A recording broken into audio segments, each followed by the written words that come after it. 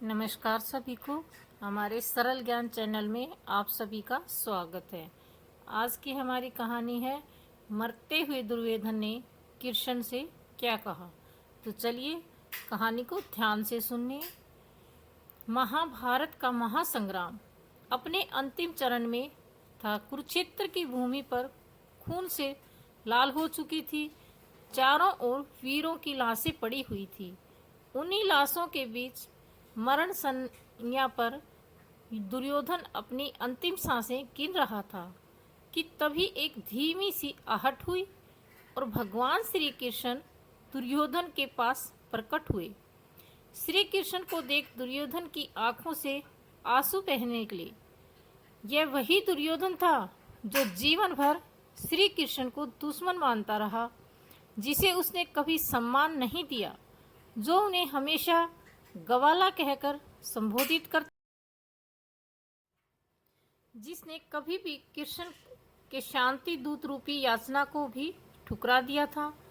पर आज वही दुर्योधन श्री कृष्ण को देखकर आंसू बहा रहा था, जैसे वह कुछ भगवान से कहना चाहता हो।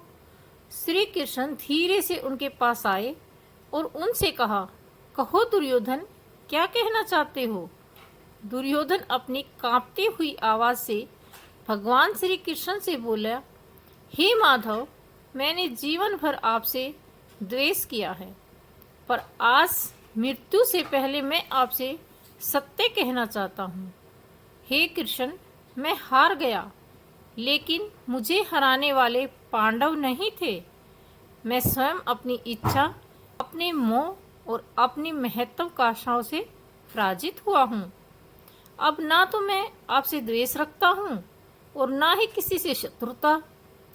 मैं जान गया हूँ कि आप इस संसद लीला के सूत्रधार हैं। जो कुछ भी हुआ वह होना ही था, परंतु हे माधव, एक पीड़ा है जो मुझे भीतर से जला रही है। तब भगवान श्री कृष्ण ने कहा, कहो दुर्योधन, क्या पीड़ा है। दुर्योधन की आंखों में करुणा थी।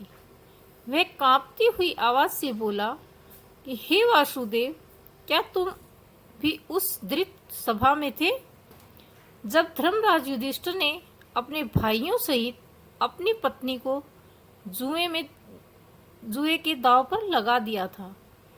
इसमें मेरा कोई दोष नहीं था। जुए में हारने के बाद द्रौपदी मेरी दासी बन गई थी, और जब मेरी आज्ञा से दुशासन द्रौपदी को बालों से पकड़कर घसीटता हुआ राज्यसभा में लाया और द्रौपदी का चीरहरण करने का प्रयास किया, मैं स्वीकार करता हूँ कि मैंने उसे अपमानित किया। लेकिन हे कृष्ण, क्या वह अपराधी अधिक दोषी है जो खड़ा होकर हंसता रहा, या वो जो चुप रहकर सहमति देता है। क्यों नहीं बोले भीष्म पितामह, क्यों नहीं उठे गुरु द्रोणाचार्य, क्यों नहीं ललकारा धर्मराज युधिष्ठिर ने। और तुम वासुदेव, जब वह स्त्री लाज की भीख मांग रही थी तब तुमने चीर तो बढ़ाया, पर क्या सभा में एक भी व्यक्ति को रोक सके। भगवान ने अपना मस्तक नीचे झुकाया, फिर शांत स्वर में बोले, दुर्योधन, धर्म की रक्षा केवल शस्त्र से नहीं होती। धर्म तो तब माना जाता है जब धर्मधारी चुप रहते हैं। उस दिन सभा में केवल तुम नहीं थे, वहाँ धर्मराज भी थे, गुरुजन भी थे और मैं भी था। पर जान लो, चुप रहने वाला दोष से मुक्त नहीं होता। वह मौन भी अन्याय के समय धारण किया गया है, वह भी उतना ही घातक होता है जितने तुम्हारे शब्द।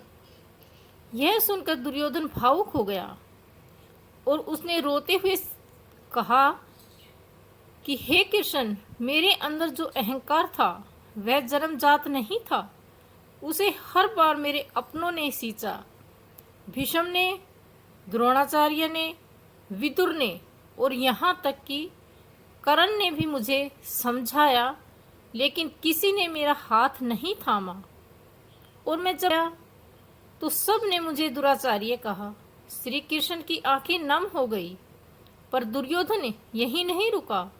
उसने अंतिम बात की कि हे योगेश्वर, अगर आते तो युद्ध रोक सकते थे। अब अर्जुन को मुंहों से खींच लाए तो मुझे भी खींच सकते थे, पर आपने मुझे उस राह पर जाने दिया जिसमें मैं स्वयं बर्बादी की ओर बढ़ रहा था।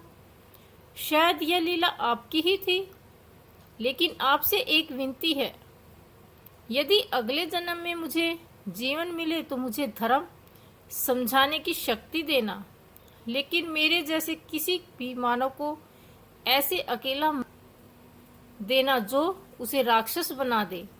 मेरे भीतर भी एक पुत्र था, एक भाई था, एक प्रेमी था, पर कोई उसे देख ही नहीं पाया। और यह कहते कहते दुर्योधन की आंखें हमेशा के लिए बंद हो गई। श्री कृष्ण ने यह गहरी सांस ली और कहा, जो व्यक्ति अपने अंत समय में सत्य को पहचान लेता है वही मोक्ष का अधिकारी होता है। और दुर्योधन अब वह अभिमानी राजा नहीं रहा, अब वह केवल एक आत्मा है जो पश्चाताप से मुक्त हुई। दुर्योधन तो मर गया, लेकिन जाते जाते वह श्री कृष्ण से ऐसे प्रश्न पूछ गया जिनका उत्तर आज तक मौन है। दुर्योधन ने आखिरी क्षणों में जो कहा वह केवल एक अपराधी का पश्चाताप नहीं था, वह उस मौन समाज को आईना था जो अन्याय को देखता रहा पर बोला नहीं। तो आपकी क्या राय है? क्या धर्म की सबसे बड़ी हत्या मौन में होती है? आप अपनी राय हमें कमेंट बॉक्स में अवश्य बताएं। वीडियो पसंद आए तो लाइक शेयर अवश्य करें और हमारे चैनल को सब्सक्राइब करना ना भूलें। बेल घंटे को प्रेस करें ताकि आने वाली वीडियो के नोटिफिकेशन आपको मिलते रहें। आज बस इतना ही।